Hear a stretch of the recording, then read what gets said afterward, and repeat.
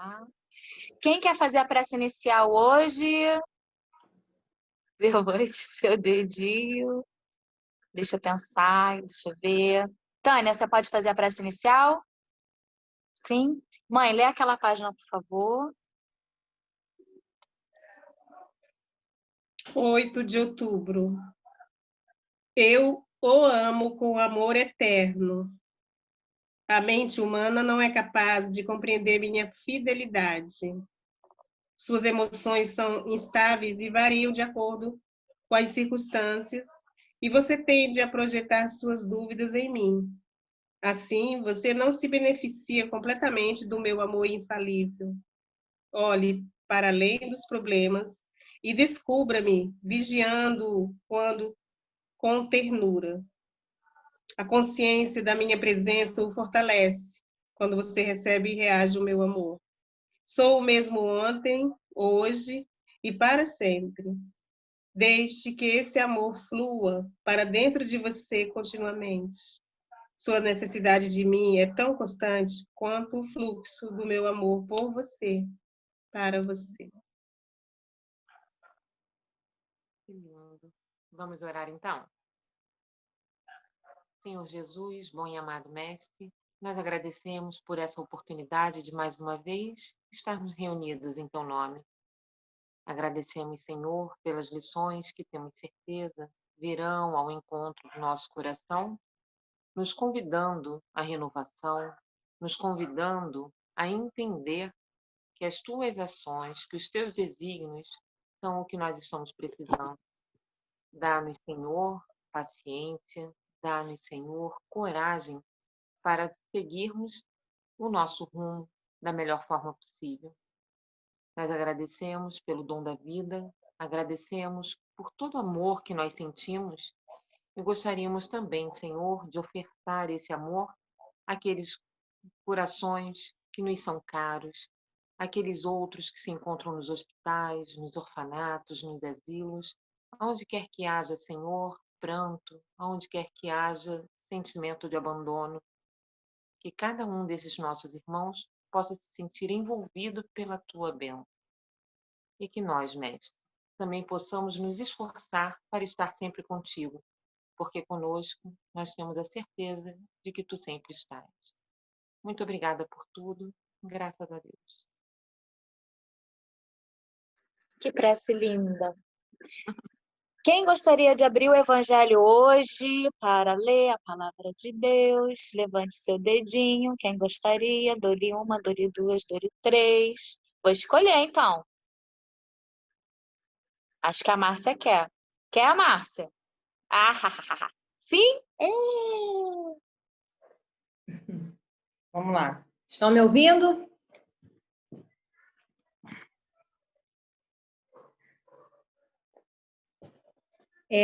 Capítulo 13, caridade material e caridade moral. Item 9. Capítulo 13, caridade material e caridade moral. Item 9. Pode ler? Oi? Pode. Tá. Amemo-nos uns aos outros e façamos aos outros o que queríamos nos fizessem eles. Toda religião, toda moral se acham encerradas nestes dois preceitos. Se fossem observados nesse mundo, todos seriam felizes. Não mais há ódios nem ressentimentos.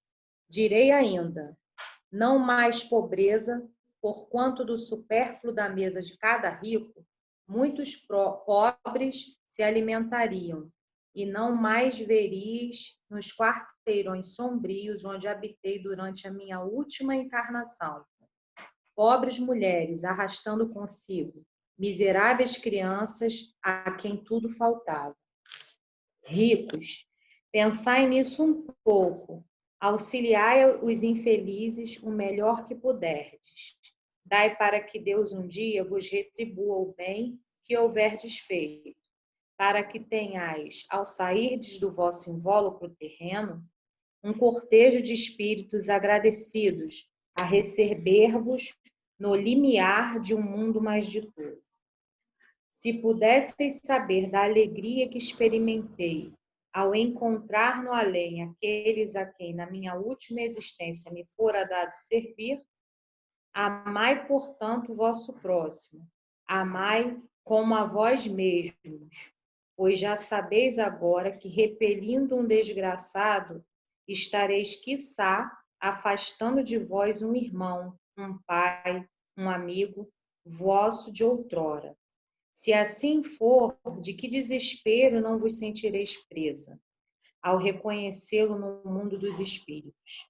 Desejo compreendais bem o que seja a caridade moral, que todos podem praticar, que nada custa materialmente falando, porém que é a mais difícil de exercer-se. A caridade moral consiste em se suportarem umas às outras as criaturas, e é o que menos fazeis neste mundo inferior, onde vos achais por agora encarnados. Grande mérito há, crede-me, em um homem saber calar-se, deixando fale o outro mais tolo do que ele. É um gênero de caridade isso, saber ser surdo quando uma palavra zombeteira se escape de uma boca habituada a escarnecer. Não ver o sorriso de desdém com que vos recebem pessoas que muitas vezes erradamente se supõem acima de vós, quando na vida espírita a única e real estão não raro muito abaixo, constitui merecimento, não do ponto de vista da humildade, mas do da caridade, porquanto não dar atenção ao mau proceder de outrem é caridade moral. Essa caridade, no entanto, não deve obstar a outra. Tende, porém, cuidado, principalmente em não tratar com desprezo o vosso semelhante. Lembrai-vos de tudo o que já vos tenho dito. Tende presente sempre que, repelindo um pobre, talvez repelais um espírito que vos foi caro e que no momento se encontra em posição inferior à vossa. Encontrei aqui um dos pobres da terra, a quem por felicidade eu puder auxiliar algumas vezes, e ao qual, ao meu turno, tenho agora de implorar auxílio. Lembrai-vos de que Jesus disse que todos somos irmãos, e pensai sempre nisso, antes de repelirdes o leproso ou o mendigo. Adeus, pensai nos que sofrem e orai. Irmã Rosália, Paris, 1860. Então, nós já tiramos esse capítulo, né, essa semana, a caridade material e a caridade moral. Acho que a Lívia até leu, saiu novamente. Então, estamos precisando, né, ouvir. Estamos levando um puxão de orelha. Então, a caridade material é aquela que a gente faz, né, de dar o pão, o alimento, a roupa, e que é tão importante quanto a caridade moral. Porque se a gente ficar pensando só também na caridade moral, né? A caridade moral, eu penso que ela tem que andar junto com a caridade material. A gente tem que fazer os dois. Porque a pessoa, quando ela está necessitada do alimento, né? Ela não quer ouvir nada, não. Ela quer, né, se alimentar, prover as necessidades do corpo, né? E eu lembro de uma passagem, não sei se foi de Irmã Dulce ou de Calcutá, eu não sei qual das duas, na Matriz de Calcutá ou se foi da Irmã Dulce, que tem uma passagem que ela estava angariando dinheiro, né, para poder ajudar as pessoas de rua. E aí ela ia pedir nas casas das pessoas, né, alimento e pedir ajuda. E aí um senhor falou assim: você vai ficar dando assistência a essas pessoas na rua? Elas têm que procurar um trabalho. Isso é um assistencialismo, isso aí não adianta. E tal. Ela falou assim: pois é, então vamos combinar o seguinte: eu dou a comida e depois o senhor dá o trabalho. porque eles precisam comer para trabalhar, né? Então, isso ficou na minha cabeça, né? Realmente, a gente, às vezes, realmente o trabalho de um assistencialismo, né? Muitas pessoas não veem com bons olhos, né? Acho que a gente está ajudando a pessoa a estar naquele mesmo patamar, né? Mas a gente também tem que lembrar que não cabe a nós ajudar, né? A gente tem que ajudar, tanto material quanto espiritualmente, como a caridade, né, moral, no que diz, né? E às vezes também as pessoas, eu não sei o que eu faço, eu não sei como fazer, né, para poder ajudar, ou então não tenho recurso. Se nós, se nós pensarmos, se nós pensarmos nos recursos, a gente nunca vai fazer nada, porque a gente fica paralisado, né? E quando o Chico foi chamado para trabalhar, ele falou para Emmanuel, mano, mas eu não tenho dinheiro. Como é que eu vou publicar tantos livros? Né? Como é que eu vou fazer? Ele falou assim, faz e as coisas vão acontecer. Né? É isso. Passo a palavra aí para outra pessoa. Alguém gostaria de falar mais alguma coisa do nosso tema de hoje? Levante seu dedinho. Nani, Todo tipo de ajuda ela é sempre bem-vinda, né? Independente da necessidade do outro. Se nós, como acabou de dizer a Márcia, formos esperar o momento certo para ajudarmos, a gente sempre vai esperando mais um pouco, vai protelando e efetivamente a gente não consegue fazer algo útil. Então, assim, que a gente não espere a oportunidade, não, que a gente vá mesmo no impulso, quando alguém fala assim, vamos, e a gente vai, depois que aceita, fala assim, meu Deus, e agora, o que eu faço? Como é que eu vou dar conta desse trabalho? Mas se nós estivermos bem intencionados, se conseguirmos nos conectar com o alto e conectar com outras pessoas com a mesma intenção que a nossa, certamente nós seremos auxiliados e o trabalho ele vai fluindo, né? Porque a gente sempre espera, não, quando eu tiver um tempinho, eu vou fazer aquela visita. Quando eu tiver um aumento, aí eu vou dar aquela ajuda. E aí o tempo vai passando, a gente vai enrolando, vem outras exigências da nossa vida e a gente sempre deixa o outro para lá. E a gente esquece que nós estamos aqui e sozinhos nós não funcionamos muito bem. Nós precisamos do outro e o outro precisa de nós e de outros também. Então é como se fosse uma engrenagem, né? Um auxiliando o outro. Alguma coisa que temos.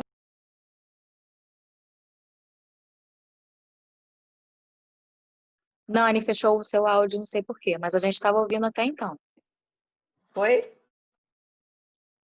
Alguma coisa que um outro tem nos completa também. Então, que a gente pegue esse espírito de união e de auxílio ao próximo e reflita um pouquinho em ajudar, de qualquer forma que seja, às vezes financeiramente, às vezes com uma palavra, da maneira que for, de acordo também com a nossa possibilidade, né? Que nem sempre a gente pode muito, mas se fizermos com boa vontade, aquele pouco para nós, para o outro, pode ser uma grande coisa. Então, que a gente aproveite aí esse convite. Tânia, lê o que você colocou no chat pra gente, por favor. Leio, falando que os evangélicos usam com muita propriedade que Deus capacita os escolhidos, né? Se a gente for pensar na nossa condição ainda, cada um se conhece, né? Eu falo por mim, vocês são perfeitas, eu já sei disso. Mas como a gente se conhece, a gente sabe o quanto ainda falta, né? E quando o convite chega, a gente muitas vezes se sente incapaz de fazer aquele trabalho, né? Eu lembro das algumas vezes que eu fui fazer estudos na tribuna e que eu falava, mas com que moral eu tenho para fazer esse tipo de estudo? E aí minha mãe sempre falava, minha filha, você está falando para você, a sua boquinha é perto do ouvido, então você faz o estudo para que isso chegue mais perto. Você vai precisar estudar e aí você vai ouvir isso de duas formas. Você vai ouvir da forma externa e você vai ouvir internamente. Quem sabe isso não dá certo? E aí a gente pensar nessa situação, né? Todos somos capazes. Todos somos capazes. Independente do quê, né? A gente é capaz de sorrir, a gente é capaz de mandar beijo, a gente é capaz de cozinhar. A gente teve olha que absurdo que eu vou falar, mas a gente tinha a nossa mendiga uns anos atrás, né? Porque ela morava na rua e aí ela escolheu a nossa casa para ser aquela casa que dava o suporte para ela. Então ela chegava e pedia roupa, ela pedia comida. Uma vez a gente estava muito duro, mas a gente estava duro de verdade. A gente era pobrinho demais naquela época. E aí só tinha macarrão com salsicha. E aí ela pediu e minha mãe fez um prato de macarrão com salsicha e foi levar. Quando ela recebeu o prato, ela ficou tão indignada. Ela falou: Olha aqui, dona Severa, se a senhora acha que eu sou mendiga e vou comer isso, a senhora está muito enganada. A senhora mesmo que coma isso. E a gente ficou olhando assim para ela e falou: Que maneiro, né? Porque ela não queria macarrão com salsicha, né? E assim, a gente pensando que estava fazendo um ato caridoso, mas naquela situação que ela estava, naquele momento, não foi caridade, né? Mas isso também não tirou da minha mãe o carinho de ter preparado para ela, né? Cada um está numa posição. Então, assim, mesmo que a pessoa do outro lado não receba com todo amor o que você está doando com amor, continue fazendo. Não é verdade? A gente não pode se acanhar pela reação dos outros. Ou a gente não pode achar que a gente não tem competência. Se Deus está te dando aquela oportunidade, use. Bom, Muito bom. Alguém gostaria de falar mais alguma coisa? Levante seu dedinho. Eu fui escrevendo algumas coisas aqui, eu vou começar a falar, de repente alguém depois se empolga e fala mais alguma coisa. Que a gente, eu concordo muito com o que a Márcia falou, as duas caridades são importantes, né? A pessoa está lá com fome, está precisando, é importante. A caridade moral é importante também. E que a gente a gente dando o mínimo de prejuízo para alguém, já tá bom. Que a gente não dê prejuízo para ninguém. Que a gente não atrapalhe, né, a vida de ninguém. Assim, eu penso assim, nós precisamos pensar em nós, né? Eu sempre falo, colocar a máscara de oxigênio primeiro na gente, para depois a gente cuidar do próximo. Isso é muito importante. Mas a gente não pode esquecer dos outros. Ninguém consegue ser feliz sozinho. Por isso que a gente precisa ser caridoso, sim. Fora da caridade não há salvação. A caridade moral, ela é intensa, ela carece de maior perseverança para sua execução. Exige de nós um amadurecimento mais acurado, como aconteceu com a Tânia e a Severa. Nessa circunstância aí, tem que ter muita caridade moral para poder aguentar isso, né? E nós conseguimos quando a gente, com equilíbrio, consegue suportar uns aos outros, consegue respeitar uns aos outros, aceitando as pessoas como elas são e não como a gente gostaria que elas fossem, né? Mais ou menos isso que eu queria falar. Alguém quer falar mais alguma coisa? Todo mundo está quietinho. Eu já vou chamar. Fala, Tânia, então. vou de novo. Aproveitando a caridade moral, a gente também usar a autocaridade, né? Vamos ter paciência conosco. A gente cai, a gente erra, a gente está certo que já conseguiu alcançar aquele degrau e a gente cai de novo. Então, a gente também tem que praticar essa caridade conosco. Deus não está ali ferro e fogo esperando o nosso erro. Ele não é sádico. Ele está o tempo todo nos estimulando. Meu filho, continua. Não para, não desiste, não. Né? A gente sempre lembra da criança. Ela não sai, ela não se levanta e começa a andar sozinha. Ela leva alguns tombinhos até ela conseguir ter a capacidade de ficar em pé. Né? E a gente também é assim. Então, se eu não consigo ainda oferecer o sorriso, né? Eu acho que é a caridade mais fácil que tem é o sorrir, né? Se eu ainda não consigo oferecer esse sorriso para um companheiro, que eu pelo menos já não jogue para ele dardos de pensamentos ruins, né? Se eu olho para ele, eu ainda não consigo desejar que o seu dia seja de paz, que eu pelo menos não pense nada. Olha que legal a gente já conseguir bloquear um pensamento que muitas vezes chega até nós. Então, vamos ter esse tipo de caridade conosco. Né? Dessa vez, eu ainda fiz um pensamento ruim, ainda desejei que ele tropeçasse ali na pedrinha. Da vez que vem, eu já não desejo mais. E a gente vai trabalhando isso, tendo a certeza de que Deus usa de caridade conosco o tempo todo. Né? O que seria de nós sem o nosso anjo da guarda? A gente fala uma porção de bobagem, a gente faz uma porção de bobagem e eles, dentro da misericórdia, estão ali sempre nos auxiliando, sempre nos estimulando a avançar, né? A conseguir vencer isso. Então, também vamos ser caridosos conosco. Isso, vamos ser caridosos. Quer falar, mãe? Porque me chamou muita atenção essa parte, que ele diz assim, a caridade moral consiste em se suportarem tanto umas às outras, as criaturas, e é o que menos fazeis nesse mundo inferior. Aqui ele fala do silêncio, quando alguém provoca, quando alguém fica rindo de desdém, tipo, fazendo piada com alguma coisa, uma crítica. Eu achei interessante aqui saber ser surdo quando uma palavra zombeteira se escapa de uma boca habituada a escarnecer. É tão difícil, a caridade moral realmente é a mais difícil, mas é preciso um esforço, né? Eu tenho tentado trabalhar isso em mim, porque a gente sempre passa por situações que a gente precisa fazer um silêncio, né? Em vez de retrucar, né, o que o outro diz. Principalmente no trabalho, assim, às vezes acontece muito esse tipo de situação.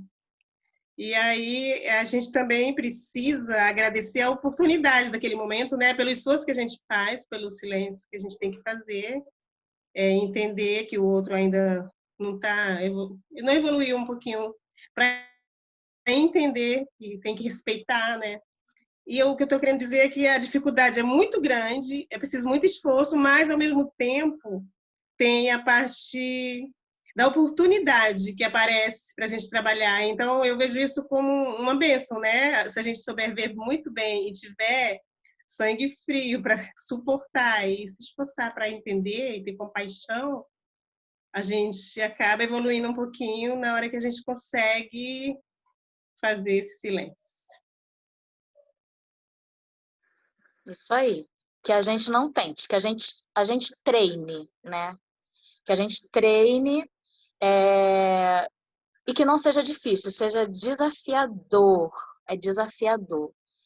Vamos tentar colocar essas palavras porque o nosso cérebro entende e consegue fazer de uma maneira, tipo assim, eu vou tentar beber água, eu não vou beber água.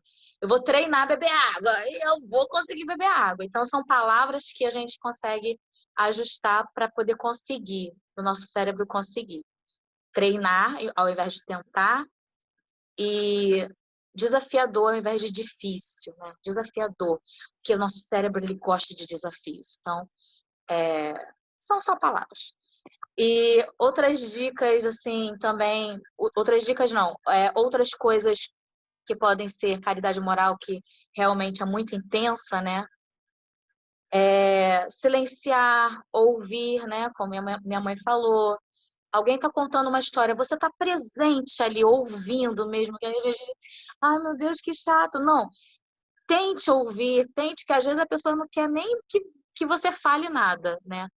Ela quer só falar e que quer desabafar e não quer nem ouvir o seu conselho, ela quer só falar. Então, silencie a ouvir, né?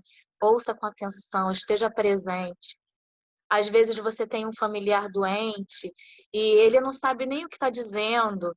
E às vezes você tem que ter essa caridade também moral de entender que ele não está bem, ele não está no seu na sua saúde, né? O que a minha mãe falou também cabe isso, porque às vezes a pessoa fala e te lança dardos negativos e te magoa, e você tem que pensar se essa pessoa está doente. Se a pessoa está doente, você tem que ter, né, a caridade moral.